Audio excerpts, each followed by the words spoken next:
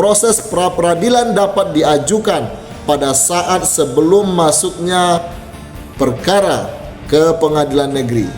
Artinya, mulai dari proses penangkapan, penahanan, penghentian penyidikan atau penghentian penuntutan, penyitaan korupsi merajalela.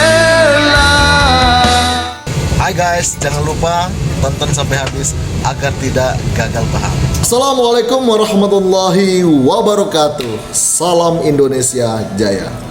Saudara-saudariku sebangsa, setanah air, dan saudara Indonesia dimanapun berada, berjumpa lagi dengan saya, Kapten Indonesia Oktobriandi SH, di program Kapten Indonesia Show, yaitu program YouTube channel yang sangat informatif, inspiratif, motivatif, yang bercita-cita ingin mewujudkan rakyat Indonesia yang melek politik dan melek hukum.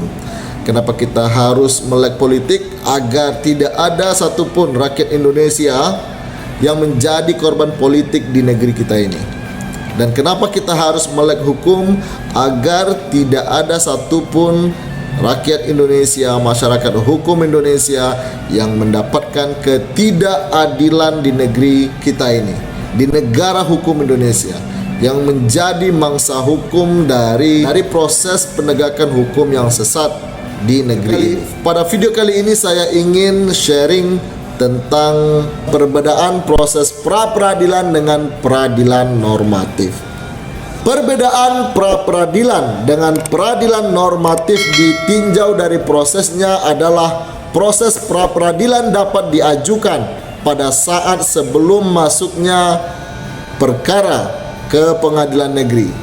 Artinya, mulai dari proses penangkapan, penahanan, penghentian penyidikan atau penghentian penuntutan, penyitaan sebagaimana yang dijelaskan dalam pasal 77 KUHP. Selanjutnya dalam waktu 3 hari setelah diterimanya permintaan hakim yang ditunjuk menetapkan hari sidang.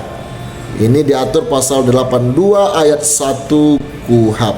Dalam memeriksa dan memutus tentang sah atau tidaknya penangkapan atau penahanan, sah atau tidaknya penghentian penyidikan atau penuntutan, permintaan ganti kerugian dan atau rehabilitasi akibat tidak sahnya penangkapan atau penahanan, akibat sahnya penghentian penyidikan atau penuntutan, dan ada benda yang disita yang tidak termasuk alat pembuktian.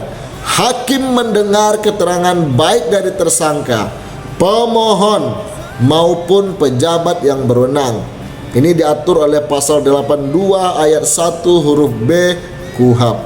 Pemeriksaan tersebut dilakukan cara cepat dan selambat-lambatnya 7 hari hakim harus sudah menjatuhkan putusannya. Dalam hal suatu perkara sudah mulai diperiksa oleh pengadilan negeri, sedangkan pemeriksaan mengenai permintaan kepada pra-peradilan belum selesai, maka permintaan tersebut gugur. Ini diatur dalam pasal 82 ayat 1 huruf C dan D KUHP. Sedangkan dalam peradilan normatif lebih spesifik dalam proses peradilan pidana.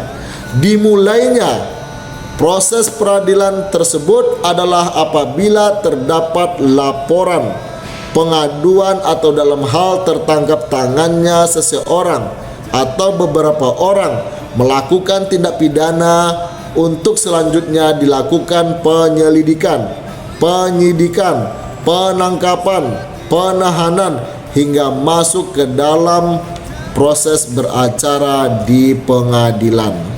Dalam proses pembuktian di pra-peradilan sama halnya dengan proses pembuktian di peradilan normatif, yaitu dalam pasal 82 ayat 1 huruf B KUHP disebutkan bahwa hakim mendengar keterangan baik dari tersangka atau pemohon maupun dan pejabat yang berwenang.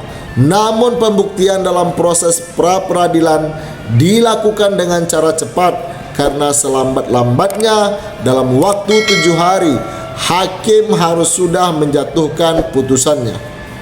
Ini diatur berdasarkan pasal 82 ayat 1 huruf C KUHP. Selanjutnya, hakim dalam proses pra-peradilan dipimpin oleh hakim tunggal yang ditunjuk oleh ketua pengadilan negeri dan dibantu oleh seorang panitera. Pasal 78 ayat 2 KUHP tidak seperti halnya dengan peradilan normatif yang persidangannya dipimpin oleh majelis hakim yang pengaturannya terdapat dalam pasal 11 ayat 1 dan 2 Undang-Undang Kekuasaan Kehakiman yang berbunyi: 1. Pengadilan memeriksa, mengadili, dan memutus perkara dengan susunan majelis sekurang-kurangnya 3 orang hakim, kecuali undang-undang menentukan lain. 2. Susunan hakim sebagaimana dimaksud pada ayat 1 terdiri dari seorang hakim ketua dan 2 orang hakim anggota. Meskipun KUHP tidak menjelaskan lebih lanjut mengapa pra-peradilan dipimpin oleh hakim tunggal, hal ini berkaitan dengan prinsip pemeriksaan dengan cara cepat. Dengan cara cepat yang mengharuskan pemeriksaan pra-peradilan sesuai dilakukan selambat-lambatnya dalam waktu 7 hari dan bentuk putusan pra-peradilan yang sederhana. Ini pendapat dari Pramesti. Jadi itu tadi yang bisa saya sharing di video kali ini. Jangan lupa menonton video-video saya yang lainnya. Semoga bermanfaat dan tercerahkan, menambah wawasan dan ilmu pengetahuan tentang ilmu hukum di dalam masyarakat Indonesia. Saya sangat berharap cita-cita saya, cita-cita channel ini dibuat menjadikan negara, menjadikan rakyat Indonesia, seluruh masyarakat hukum Indonesia melek hukum agar tidak menjadi mangsa hukum, agar seluruh masyarakat hukum Indonesia tidak ada satupun yang mendapatkan ketidakadilan hukum di negeri kita ini. Jadi mari kita belajar tentang hukum, mari kita melek hukum untuk menjaga diri kita, menjaga keluarga kita, menjaga teman-teman kita, menjaga bangsa dan negara kita demi terwujudnya Indonesia Jaya. Saya Kapten Indonesia Oktobriandi SH.